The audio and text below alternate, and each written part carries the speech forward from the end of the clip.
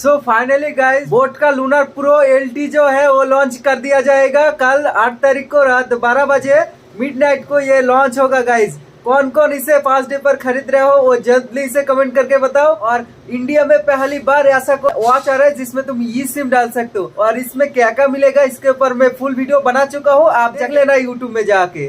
First day पर इस watch का प्राइस रहेगा ओनली 6550 रुपी गाइज। मतलब टोटल ऑफर लगा के गाइस इस प्राइस में आप लोगों को मिलने वाला है। और इसके साथ आपको मिलने वाला है एक एयर ड्रॉप जो बॉट की तरफ से आने वाला है। जरूर खरीदना फर्स्ट डे पर गाइस, क्योंकि फर्स्ट डे पर लूट ऑफर होने वाला है गाइस। जो खरीदना चाहते हो तो फर्स्ट डे पर खरीदना, ठीक है गाइस।